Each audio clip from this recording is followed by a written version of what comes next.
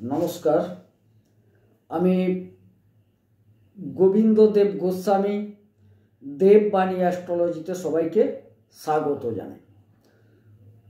আজকের যে বিষয় নিয়ে আমি আলোচনার জন্য আপনাদের সামনে উপস্থিত হয়েছি সেটি হচ্ছে ধনু রাশি জানুয়ারি 2025 কেমন যাবে, অর্থাৎ কেমন যাবে বলতে তাদের শরীর স্বাস্থ্য কেমন থাকছে, মন মানসিকতা কেমন থাকবে, তাদের সঞ্চয় ব্যাংক ব্যালেন্স কেমন থাকছে এবং তাদের প্রেম, শিক্ষা, সন্তান, দাম্পত্য, ব্যবসা, কর্মস্থল কিভাবে আপনাকে সাপোর্ট করবে, আবার আপনার উপার্জন কীরকম হবে, সব মিলিয়ে একটা স্বল্প সময়ের মধ্যে সম্যক ধারণা দিতে চলেছি।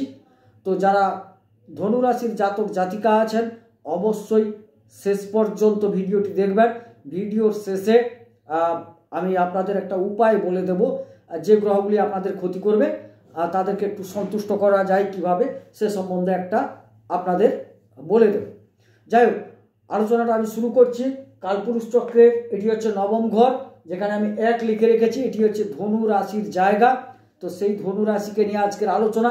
সেখানে 15 তারিখ পর্যন্ত রবি বুধ বসে আছেন এবং এই ধনু রাশির অধিপতি বৃহস্পতি কিন্তু 6ষ্ঠ স্থানে যাওয়ার সুবাদে ধনু রাশির জাতক জাতিকাদের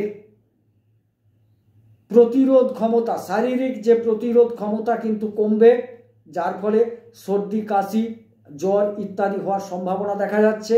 এবং যেহেতু মঙ্গল নিচস্থ এবং 6ষ্ঠে বৃহস্পতি বসে আছেন, সেক্ষেত্রে বলবো যে আপনাদের স্টোমাক সংক্রান্ত, হজম সংক্রান্ত কিছু সমস্যা দেখা দিতে পারে, মেদ সংক্রান্ত সমস্যা আসতে পারে, আর ব্লাড রিলেটেড কিছু সমস্যা আপনাদের পরিলক্ষিত হয়। এই হচ্ছে আপনাদের শরীর সম্পর্কিত একটা বিষয়। এবারে আমরা চলে যাব সঞ্চয়, ব্যাংক ব্যালেন্স ইত্যাদিতে। সঞ্চয় এবং ব্যাংক ব্যালেন্সের ক্ষেত্রে বলা যায় যে এর অধিপতি তিনি কিন্তু তৃতীয় চলে গেছেন এবং রবি 15 তারিখ তিনি আবার দ্বিতীয় প্রবেশ করছেন, অর্থাৎ মকরে প্রবেশ করছেন। রবি হচ্ছেন আপনার নবমের অধিপতি, ভাগ্যস্থলের অধিপতি।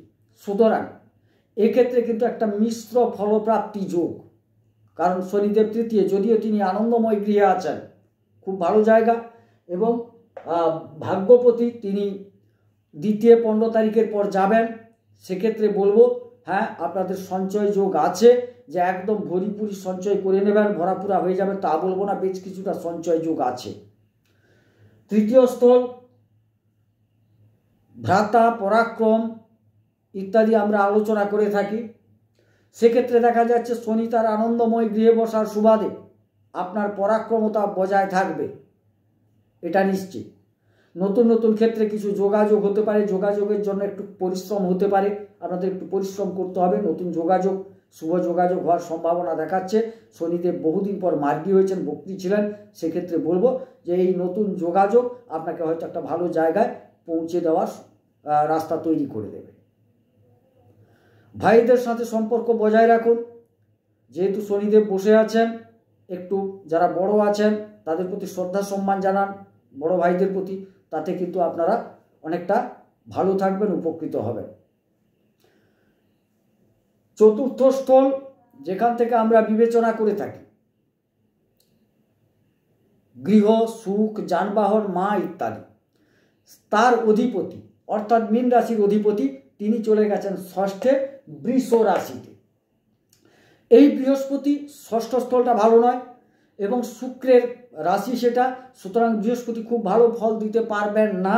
এবং রাহু বসে থাকার সুবাদে গৃহে সমস্যা তৈরি হবে, অর্থাৎ গৃহসুখ থেকে আপনি কিঞ্চিত বঞ্চিত হওয়ার সম্ভাবনা দেখা যাচ্ছে। যানবাহনের ক্ষেত্রে বলি, যানবাহন না ক্রয় করা ভালো। নতুন যদি কেউ ফ্ল্যাট কিনতে চাইছেন বা নতুন জায়গা কিনতে চাইছেন ঘরবাড়ি বানানোর জন্য, আমি বলবো সময়টি একটু অতিবাহিত করুন, কারণ রাহু বসে গেছেন মানে ভুলভাল পথে আপনাকে নিয়ে যাবেন। এবং সেক্ষেত্র থেকে আপনাকে কিন্তু একটু সচেতন থাকতে হবে। হ্যাঁ, নেহাতি যদি কেনার থাকে, কাগজপত্র, লোকেশান যা যা আপনার দেখার খুব ভালোভাবে দেখে পরীক্ষা নিরীক্ষা করে তবে কিনুন। না হলে কিন্তু একটু প্রবলেম হওয়ার সম্ভাবনা দেখা যাচ্ছে, সমস্যা থাকবে। মায়ের শরীর নিয়ে একটু চিন্তিত থাকবেন অবশ্যই। মায়ের শরীরটা খুব একটা ভালো যাওয়ার কথা নয়। রাহু বসে আছেন, ভুলভাল চিকিৎসা হয়ে যেতে পারে। মায়ের শরীরটা খারাপও, ভুলভাল চিকিৎসাও হতে পারে। একটু ভালো ডাক্তারের পরামর্শ নেবেন, দেখবেন ঠিক হয়ে যাবে। এবারে চলে যায় পঞ্চম ঘর, মেষ রাশির ঘর। অধিপতি মঙ্গল, তিনি অষ্টমে নিচস্থ। এই জায়গা থেকে আমরা প্রেম, শিক্ষা, সন্তান এগুলো আলোচনা করি। আমি যতটুকু দেখতে পাচ্ছি এই ধনুরাশির ক্ষেত্রে প্রেমের ক্ষেত্রটা খুব একটা ভালো নয় এই জানুয়ারি মাস। তো কেন ভালো না? এর কারণ হচ্ছে আপনার রাশির অধিপতি ষষ্ঠে এবং আপনার পার্টনার অর্থাৎ পঞ্চমের অধিপতি অষ্টমে মারক স্থলে নিচস্থ এবং বক্রী থাকার সুবাদে আপনার এবং পার্টনারের দুজনের ক্ষেত্রে দুজনের আচরণ দুজনকেই কিন্তু হট করাবে, ক্রোধান্বিত করাবে, ভুল বুঝাবুঝি করাবে। সুতরাং যেহেতু আপনি ধনুরাশির জাতক, আপনাকে কিন্তু সংযত থাকতে হবে, মানিয়ে নিতে হবে, পার্টনারকে বোঝাতে হবে, আপনার প্রেমিক হোক প্রেমিকা হোক বোঝাতে হবে এবং তার প্রতি কোনো রুষ্ট ভাষা প্রয়োগ করা যাবে না। যতটা সম্ভব বুঝিয়ে শিখিয়ে এই জানুয়ারি মাসটাকে আপনাকে অতিবাহিত করতে হবে, তবে কিন্তু প্রেম থাকবে। না হলে কিন্তু প্রেমের সমস্যা, এমনকি ডিটাচ হওয়ার সম্ভাবনা দেখা যায়। শিক্ষাক্ষেত্র দেখা যাচ্ছে আপনার ছাত্রছাত্রীদের রাহু যেহেতু আছেন চতুর্থ এবং পঞ্চমে, মঙ্গল অষ্টমে নিচস্থ হয়ে গেছেন, সেরকম কোনো শুভ দৃষ্টিও দেখা যাচ্ছে না। সেক্ষেত্রে বলবো মন কনভার্ট হতে পারে, এদিক ওদিক হয়ে যেতে পারে, মন বিচলিত হবে। সেক্ষেত্রে আপনাকে একটু সচেতন থাকতে হবে। আপনি যদি সচেতন না থাকেন সমস্যা কিন্তু দেখা যাচ্ছে। পড়াশোনায় ফোকাস রাখতে হবে, আপনাকে বুঝতে হবে আমি একজন ছাত্র, আমার কাজ হচ্ছে পড়াশোনা করা। মনকে সংযত করুন, পড়াশোনায় ফোকাস রাখুন, আশা করি হবে। না হলে কিন্তু পড়াশোনার ক্ষেত্রেও একাগ্রতার অভাব পরিলক্ষিত হচ্ছে।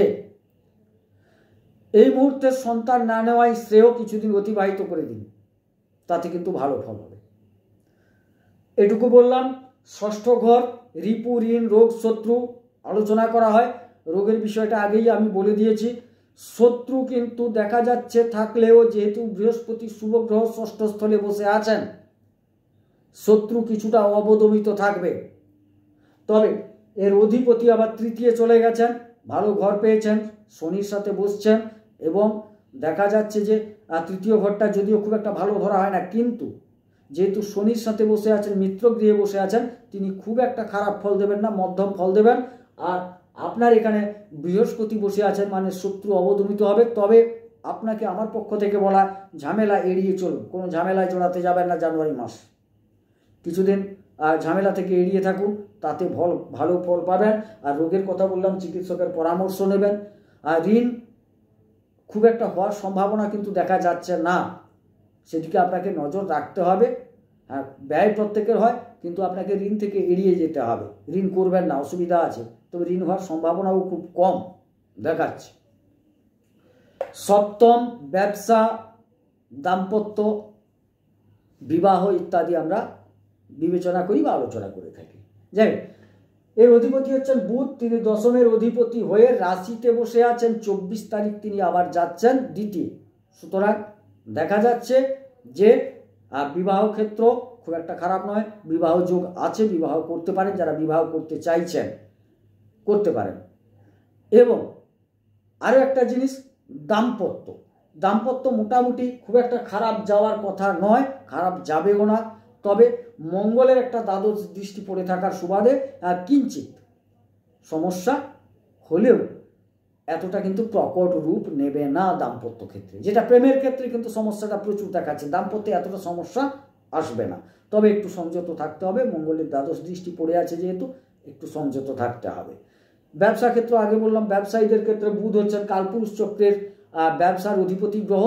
তিনি যেহেতু রাশিতে এবং ধনস্থানে থাকছেন, ব্যবসায়ীদের খুব ভালো যাবে, ব্যবসায়ীরা ভালো ফল পাবেন, আপনি নতুন নতুন কন্ট্যাক্ট পেতে পারেন, মাল পারচেস ভালো হবে, উপার্জন ভালো হবে, সব কিছুই দেখাচ্ছে। অর্থাৎ ব্যবসা ক্ষেত্র ধনুরাশির জাতক জাতিকাদের এক প্রকার খুব ভালো।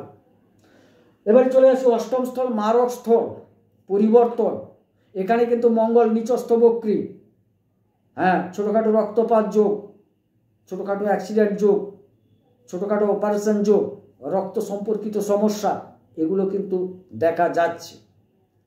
হ্যাঁ, কিছু পরিবর্তন। 28 তারিখে আবার তিনি সপ্তমে চলে যাচ্ছেন মঙ্গল, সপ্তমে গিয়ে সরাসরি আবার তিনি সপ্তমে চলে যাচ্ছেন।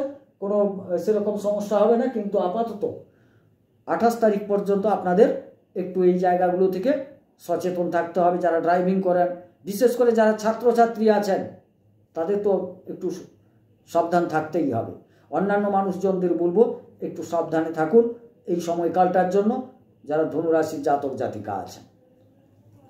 নবম স্থল ভাগ্যস্থল, এখান থেকে আমরা ভাগ্য বিচার করি। নবমের অধিপতি 15 তারিখ পর্যন্ত থাকছেন আপনার রাশিতে, পরে ধনুস্থানে। এক্ষেত্রে দেখা যাচ্ছে যে না, আপনার ভাগ্যের সহায়তায় সঞ্চয় যোগ দৃষ্ট হয়। যদিও সঞ্চয়ের অধিপতি তৃতীয়, কিন্তু তিনি আনন্দময় গৃহে থাকার সুবাদে মোটামুটি সঞ্চয় একটা দেখা যাচ্ছে। আমি বলবো না আপনি কোটিপতি হয়ে যাবেন, বিরাট ব্যাংক ব্যালেন্স আপনার হয়ে যাবে, তা বলবো না। তবে একটা যোগ ভালো আছে, কাজে লাগাতে পারলে অবশ্যই আপনার সঞ্চয় যোগ আসবে ভাগ্যের সহায়তায়। ভাগ্য আপনাকে যথেষ্ট সাথ দেবে। অন্যান্য ক্ষেত্রেও ভাগ্যের সহায়তা আপনি বেশ কিছুটা এই মাসে পেতে চলেছেন। কর্মের অধিপতি বুধ, তিনি রাশিতে বসে আছেন, 24 তারিখ চেঞ্জ করবেন। তাই যারা কাজের সাথে যুক্ত, চাকরি করেন বিবিধ ক্ষেত্রে, বা অন্যান্য যে যার যদি সেলফ এমপ্লয়িও হন, তাদের ক্ষেত্রে বলবো যে সময়টা খুব একটা খারাপ নয়। কারণ এখানে রবি বুধ 15 তারিখ পর্যন্ত, 15 তারিখ রবি গেলেও আবার 24 তারিখ সেখানে বুধ চলে যাচ্ছেন, আবার রবি বুধ এক জায়গায় বসছেন। রবি বুধের জুটিটাকে আমরা ভালো বলে মান্যতা দিই। সেক্ষেত্রে বলবো যে আপনার কিন্তু কর্মস্থলে আপনার বুদ্ধি, আপনার বাক্যের দ্বারা যথেষ্ট আপনি উন্নতি করতে পারবেন এবং একটা ডেভেলপমেন্টও দেখা যাচ্ছে কর্মক্ষেত্রে। হ্যাঁ, কর্ম যে প্রাপ্তি বিশাল ঘটে যাবে তা বলবো না, তবে হ্যাঁ কিছুটা সুযোগ আছে, কিছুটা যোগ দেখা যাচ্ছে। একাদশ স্থল, কর্ম করলে উপার্জনের অধিপতি কিন্তু তৃতীয়। তিনি দেখুন ষষ্ঠের অধিপতি এবং একাদশের অধিপতি। একাদশের অধিপতি হয়ে তৃতীয় চলে গেছেন। যে মারাত্মক কিছু উপার্জন হয়ে যাবে তা বলবো না, তবে যেহেতু শুক্র মিত্র গৃহ পেয়েছেন, হ্যাঁ কিঞ্চিত উপার্জন অবশ্যই যেরকম হয় হবে। উপার্জন কিন্তু যে একদম হবে না তা নয়, তবে বিরাট কিছু যে অঢেল উপার্জন হয়ে যাবে তাও বলছি না, তবে উপার্জন যোগ আছে। এবং আপনাকে কর্ম, যেহেতু কর্ম সাপোর্ট করছে, কাজটা করছেন, উপার্জন হবে, কিন্তু সেটাকে সঞ্চয়ে পরিণত করার দায়িত্ব আপনার, কারণ সঞ্চয় যোগ একটা দেখা যাচ্ছে। এবারে দ্বাদশের অধিপতি মঙ্গল অষ্টমে, এটা কিন্তু সমস্যা ছিল না। পঞ্চমের অধিপতিও তিনি যেহেতু অষ্টমে চলে গেছেন, সেক্ষেত্রে বলবো এই যে ছোটোখাটো রক্তপাত, ব্লাড রিলেটেড সমস্যা, এগুলো যে বলেছিলাম সেখানে কিন্তু ব্যয় যোগ দেখা যাচ্ছে। কিছু মালি মোকদ্দমা, কারণ বৃহস্পতি ষষ্ঠী চলে গেছে, আর কিছু সামাজিক ঝামেলা, এইগুলোই জড়িয়ে যাওয়ার সম্ভাবনা যেহেতু দেখা যাচ্ছে, আপনাকে কিন্তু যথেষ্ট সচেতন থাকতে হবে, অন্যথায় কিন্তু একটু খরচ হওয়ার সম্ভাবনা দেখা যায়। যাই হোক, এটা ছিল একটা গোচর ভিত্তিক আলোচনা। জানুয়ারি 2025 ধনুরাশির জাতকদের আপনার জন্মকুণ্ডলী যদি মোটামুটি গ্রহাবস্থান ভালো থাকে জন্মকুণ্ডলিতে, এর চেয়ে অনেকটা ভালো ফল পাবেন নিশ্চিত। আবার যদি জন্মকুণ্ডলিতে খুব খারাপ অবস্থা থেকে হয়তো কিঞ্চিত খারাপও পেতে পারেন, কিন্তু এভারেজ এরকম একটা ঘটনা আপনার সাথে ঘটতে চলেছে। আমি শেষে বলেছিলাম যে রাশিগুলো আপনার ক্ষতি করছে, যে গ্রহগুলো আপনাদের ক্ষতি করছে তার একটা সন্তুষ্ট করার উপায় বলে দেব। এখানে দেখা যাচ্ছে মূল মঙ্গলকে আপনাকে ঠিক করে নিতে হবে। সেখানে রাহু চতুর্থে সুখস্থলে বসে আছেন, তাকে একটু ঠিক করার প্রয়োজন আছে। এবং বৃহস্পতি ষষ্ঠে চলে গেছেন, তাকে ঠিক করতে হবে। আবার শুক্রের মতো গ্রহ, যিনি ধন নয়, ধনের প্রাচুর্যতা, অর্থের প্রাচুর্যতা প্রদান করেন, তিনি আবার তৃতীয় চলে গেছেন। 4টি গ্রহকে আপনাকে সন্তুষ্ট করতে হবে। তো যারা দীক্ষিত আছেন তাদের ক্ষেত্রে বলে যাচ্ছি, আপনারা বীজ মন্ত্র বলে প্রণাম জানান এদের উদ্দেশ্যে। আমি বলছি প্রথমে মঙ্গলের বীজ মন্ত্র, ওম ক্রাং ক্রিং ক্রৌং সহ ভৌমায় নমঃ, এই বলে মঙ্গলকে প্রণাম করুন। বৃহস্পতিকে প্রণাম করুন, ওম গ্রাং গ্রিং গ্রৌং সহ গুরবে নমঃ, এই মন্ত্র বলে বৃহস্পতিকে প্রণাম করুন। শুক্রকে প্রণাম করুন, ওম দ্রাং দ্রিং দ্রৌং সহ শুক্রায় নমঃ, এই বলে শুক্রকে প্রণাম করুন। আর রাহুকে প্রণাম করুন, ওম ভ্রাং ভ্রিং ভ্রৌং সহ রাহবে নমঃ, এই বলে রাহুকে প্রণাম করুন। এবারে প্রশ্ন হচ্ছে কতবার করবেন, যদি পারেন 108 বার করতে পারলে খুব ভালো, যদি নাও পারেন কমপক্ষে 10 বার করে এটি জপ করুন। তাতে কিন্তু অনেকটা এই খারাপ যে গ্রহগুলি সন্তুষ্ট হবেন, যতটা খারাপ করার প্রবণতা তার থেকে অনেকটা তিনি শান্ত হবেন।